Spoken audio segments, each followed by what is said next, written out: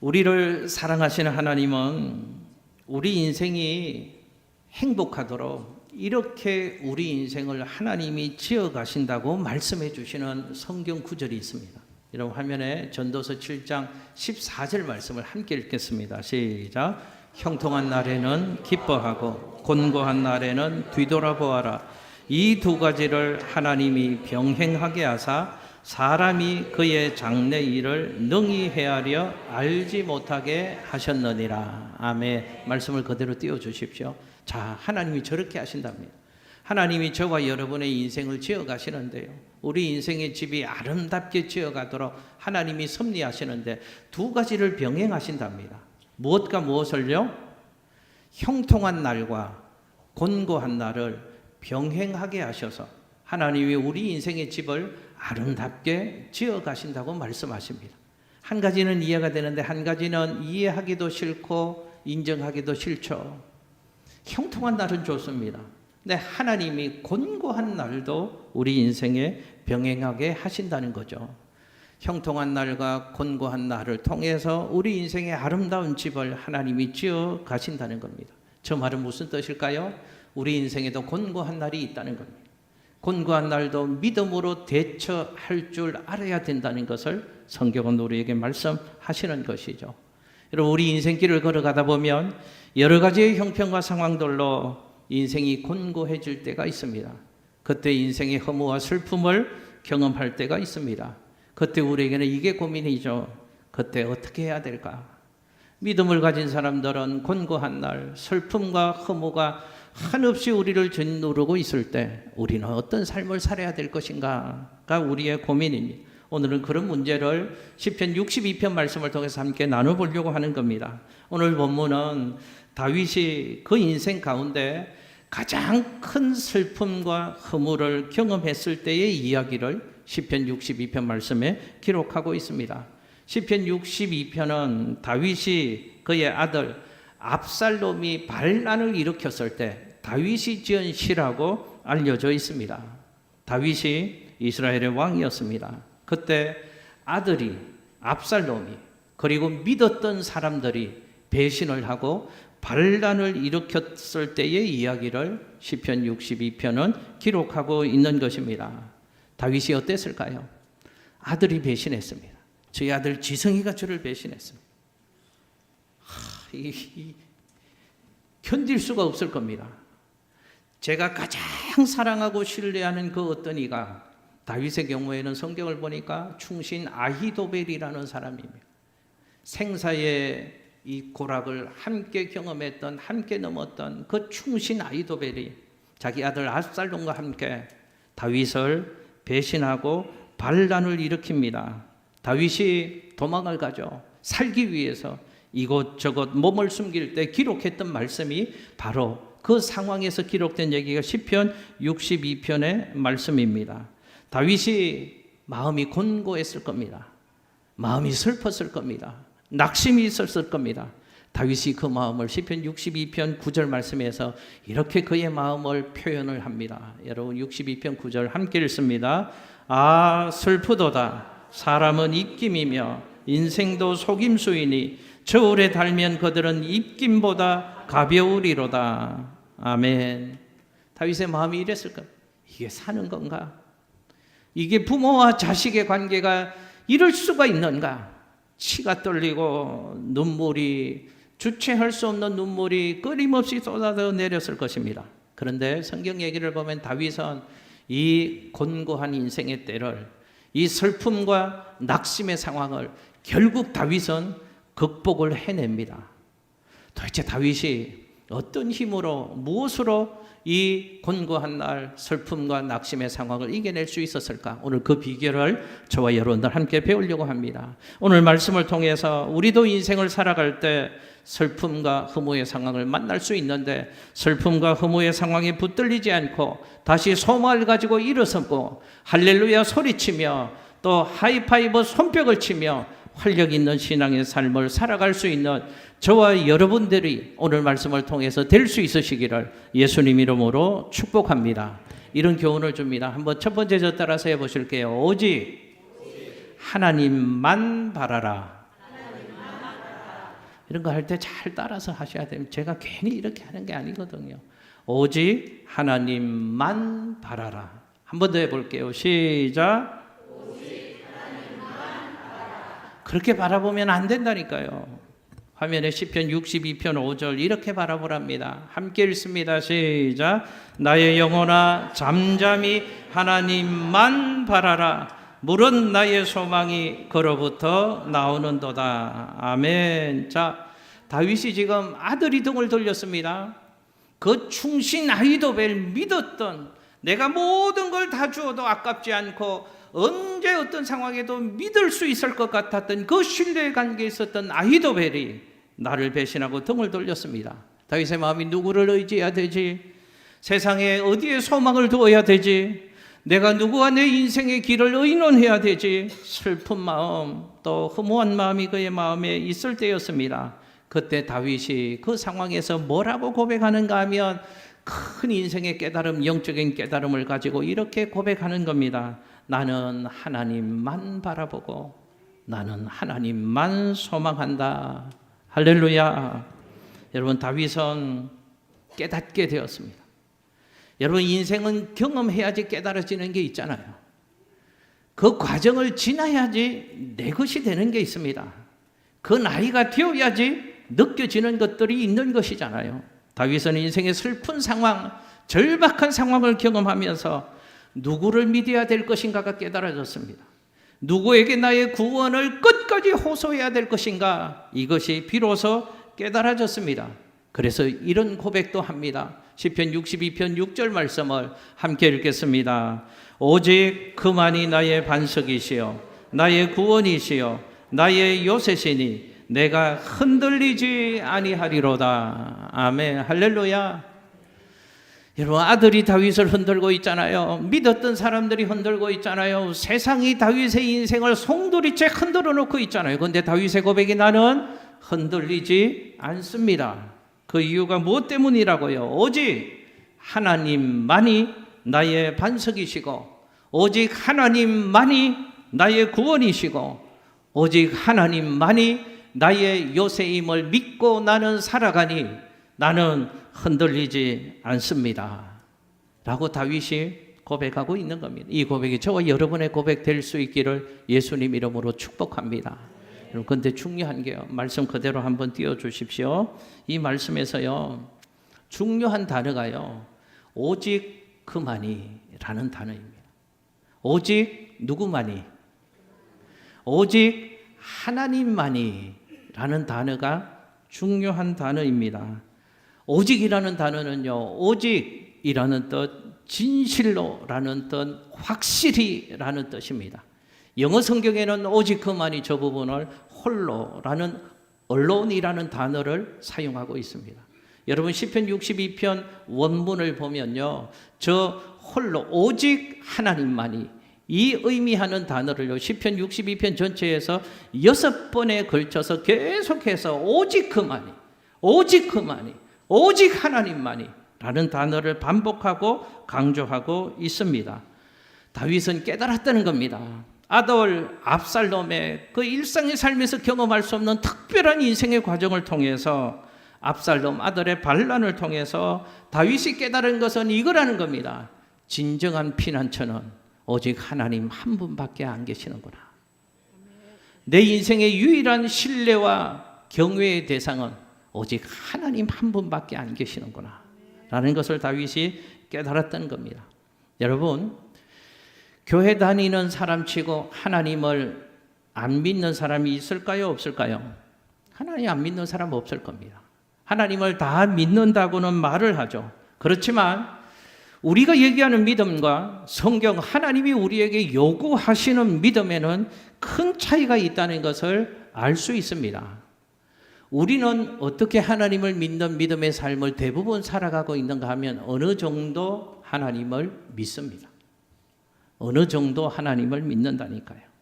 그런데 성경이 우리에게 요구하는 믿음은 하나님만 절대적으로 의지하는 그 믿음을 성경은 우리에게 요구한다는 사실을 기억하셔야 합니다. 여러분, 우리는 늘 잊지 말아야 합니다. 우리는 하나님을 믿는 신앙의 삶을 살 때 하나님을 믿는 종교인이 되지 말고 하나님을 믿는 신앙인이 되어야 할 줄로 믿습니다. 여러분 차이를 아시겠습니까? 종교인과 신앙인의 차이를 아시겠습니까? 종교인과 신앙인은 분명히 다른 것입니다. 아예 50년, 80년, 100년, 3대, 4대를 믿어도 여전히 종교인으로 하나님을 믿을 수 있다 하는 겁니다. 종교인과 신앙인은 겉보기에는 차이가 없습니다. 종교인에게도 종교적인 열심이 있고 종교적인 행위가 다 있기 때문에 종교인과 신앙인은 겉보기에는 차이가 없습니다. 그러나 종교인과 신앙인에는 분명한 차이가 있다는 사실을 기억하셔야 합니다. 그 차이는 뭔가 어느 정도로 하나님을 믿는 사람이고 온 마음을 다하여 하나님을 믿는 사람이라는 차이가 있습니다. 종교인은 어느 정도로 하나님을 믿는 사람입니다. 그런데 신앙인은 온 마음을 다하여 하나님을 믿는 사람입니다. 여러분 하나님은 우리가 하나님을 믿는 신앙의 삶을 살기를 원하시되 어느 정도 믿는 종교인이 되지를 말고 온 마음 다하여 하나님을 신뢰하는 믿음의 사람이 되기를 원하십니다. 여러분 화면에 신명기 6장 5절 말씀을 우리 같이 한번 읽겠습니다. 시작. 너는 마음을 다하고 뜻을 다하고 힘을 다하여 내 하나님 여호와를 사랑하라. 아멘. 할렐루야. 하나님은 어떻게 우리가 하나님을 사랑하고 섬기기를 원하신다고요? 어느 정도 하나님을 사랑하라고요? 아니요. 어떻게 해요? 온 마음을 다하여 온 마음을 다하여 하나님을 사랑하는 신앙의 사람들 되기를 원하신다는 겁니다. 그런데 우리는 온 마음 다하여 하나님 사랑하고 하나님을 섬기지 않잖아요. 솔직히 인정 안 하시려고 작정하시는 것 좀 봐요. 온 마음 다하여 하나님 사랑하고 섬기지 않습니다. 어느 정도 하나님 사랑, 어느 정도 하나님을 믿습니다. 하나님께 소망은 둡니다. 그런데 다른 것에도 소망을 둡니다. 하나님을 사랑합니다. 근데 돈도 사랑합니다. 권력도 사랑합니다. 하나님도 소망하고 세상에 그 무엇도 소망을 한다 그 말입니다. 근데 성경은 뭐라고 얘기하는가 하면 하나님만 바라고 하나님께만 소망을 두어야지 서글퍼지는 우리 인생의 문제를 하나님 주시는 은혜와 능력으로 극복하고 할렐루야 소리치며 하이파이브 손뼉치는 하나님의 사람이 될 수 있다고 성경은 우리에게 말씀하고 있는 겁니다. 기억하십시오. 하나님만이 우리가 믿을 수 있는 유일한 신뢰의 대상인 줄로 믿습니다. 하나님만이 그렇습니다. 사람에게 배신을 당해봐야지 알죠. 돈에게 배신을 당해봐야지 알죠. 아, 돈이 신뢰의 대상이 아니구나. 사람이 내 신뢰의 대상이 아니구나. 우리가 깨닫지를 못하면요, 이 소중한 진리를 우리에게 깨우쳐 주시기 위해서 때로는 하나님이 그렇게 하실 수도 있습니다. 우리가 붙들고 있는 거짓된 믿음의 근거를 우리 삶에서 하나님이 송두리째 흔들어 놓으실 때가 있습니다. 이런 경우죠. 믿었던 사람이 나를 배신합니다. 믿었던 돈이 나를 배신합니다. 믿었던 회사가 나를 배신할 때가 있습니다. 여러분 잘 들으십시오. 그때가 중요합니다. 기억하십시오. 바로 그때야말로 우리가 하나님만을 신뢰해야 된다는 사실을 기억하시기를 예수님 이름으로 축복합니다. 여러분 이런 재미있는 얘기가 있습니다. 제가 한두어 번 우리 성도님들에게 말씀드린 기억이 납니다. 어떤 사람이 등산을 가다가 절벽에서 미끄러지게 되었습니다. 절벽에서 쭉 미끄러져서 떨어지다가 손을 무의식적으로 탁 잡았는데 나무 뿌리 하나를 이분이 잡게 되었습니다. 근데 그걸 놓으면 큰일이 납니다. 근데 시간이 지날수록 손에 힘이 빠지고 그 손을 놓을 것 같습니다. 그래서 이분이 신앙인이어서 기도했습니다. 하나님 제발 살려주십시오. 그랬더니 하나님이 적극적인 응답을 주셨습니다. 어디에선가 작은 소리가 들립니다. 나 여기 있다. 누구세요? 네가 찾는 하나님이다. 하나님 살려주십시오. 그래? 그러면 염려하지 말고 네가 붙잡고 있는 그 손을 놓아라. 내가 너를 책임져 줄게. 그랬더니 이분이 조금의 망설임도 없이 거기 위에 하나님 말고 다른 분 안 계십니까? 또 다른 하나님을 찾더랍니다. 여러분 이게 우리의 믿음의 상태가 아니냐, 제가 지금 여러분들에게 여쭙고 있는 겁니다. 우리는 입으로는 하나님 믿는다고 합니다.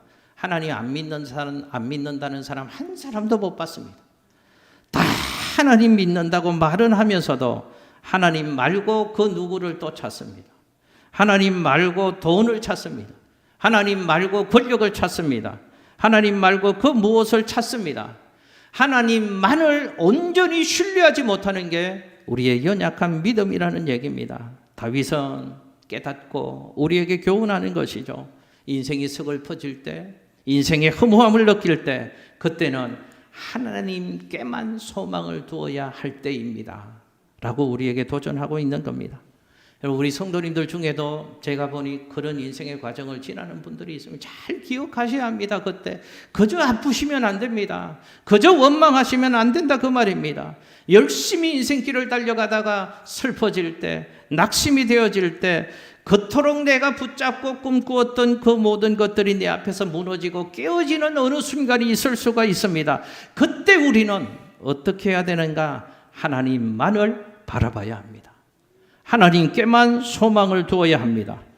그래야지 슬퍼지는 우리 인생을 이겨낼 수 있습니다. 그래야지 절망의 자리에서 이겨낼 수 있고 슬픔의 자리에서도 소망을 노래하는 하나님의 사람이 될 수 있는 줄로 믿습니다. 오직 하나님만 바라는 저와 여러분들 될 수 있으시기를 예수님 이름으로 축복합니다. 두 번째, 저 따라서 해보실게요. 하나님께 시시로 마음을 토하라. 어떻게 하라고요? 하나님께 시시로 마음을 토해야지 슬픔과 낙심의 상황을 이겨낼 수 있다고 말씀합니다. 화면에 시편 62편 8절 말씀을 함께 읽습니다. 백성들아, 시시로 그를 의지하고 그의 앞에 마음을 토하라. 하나님은 우리의 피난처시로다. 셀라. 아멘. 자, 인생이 슬퍼질 때, 마음이 낙심될 때, 어디 하나 마음 둘 곳 없을 때, 모든 것이 무너져 내리는 것 같을 때, 그때 우리는 어떻게 해야 되는가? 기억하십시오. 하나님과 의논하셔야 합니다.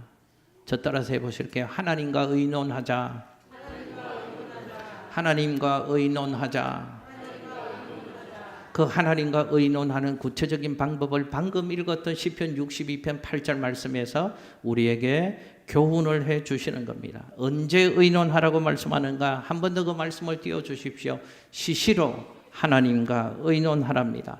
시시로라는 말은 언제든지 하나님과 의논하라는 겁니다. 내 모든 삶의 모든 순간 하나님과 의논하라는 겁니다.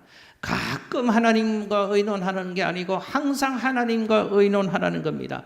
역경 중에만 하나님과 의논하는 것이 아니고 순경 중에도 항상 하나님과 변함없이 하나님을 의지하는 신앙의 삶을 살아가야 될 것을 성경은 우리에게 말씀합니다. 그럼 어떻게 의논하라고 말씀하십니까? 우리의 마음을 어떻게 하라고요? 토하라. 내 마음을 하나님께 토하랍니다. 토한다는 것은 말 의미 그대로 내 속에 있는 모든 것들을 하나님 앞에 가지고 나가서 하나님 앞에 끄집어내라고 말씀하는 겁니다.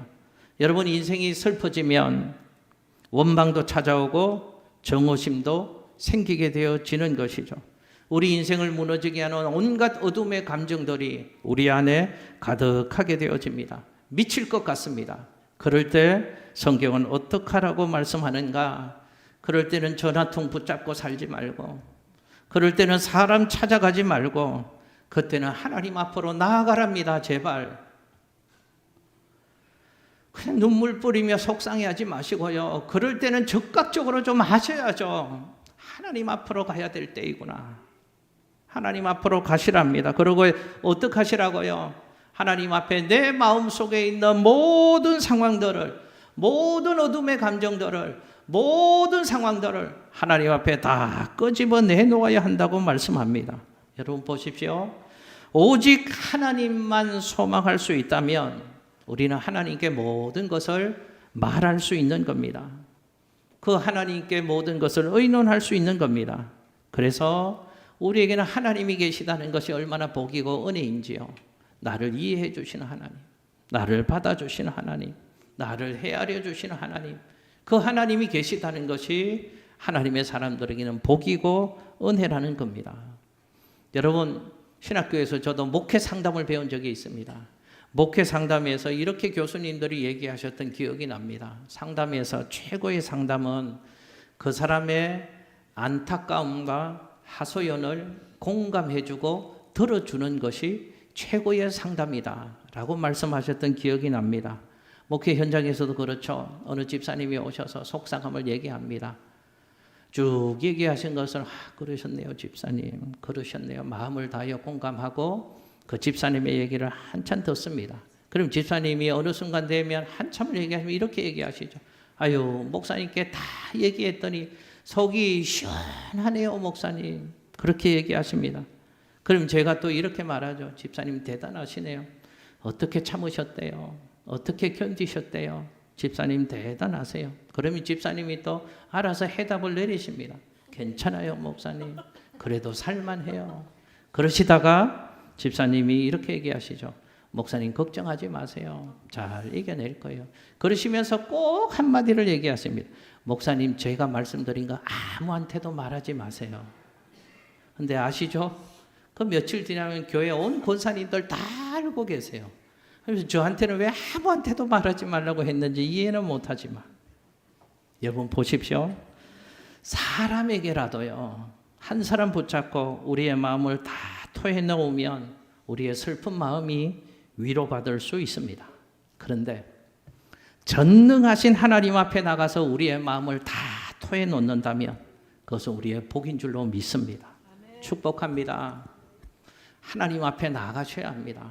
하나님 앞에 여러분의 마음을 토해놓는 신앙의 삶을 살아가시기를 예수님 이름으로 축복합니다. 20세기에 기독교의 평신도로서 가장 큰 20세기 기독교에 영향을 끼쳤던 사람 가운데 하나가 C.S. 루이스라는 유명한 사람입니다. 영국의 옥스퍼드 대학의 교수였는데 원래는 하나님을 믿지 않는 사람이었습니다. 이분이 어느 날 문학을 위해서라도 성경도 좀 읽는 게 도움이 되겠다, 필요하겠다라는 생각이 들어서 성경을 읽기 시작했답니다. 그런데 성경 중에도 이분은 평소에 관심이 있었던 인생사 시편을 먼저 읽었답니다.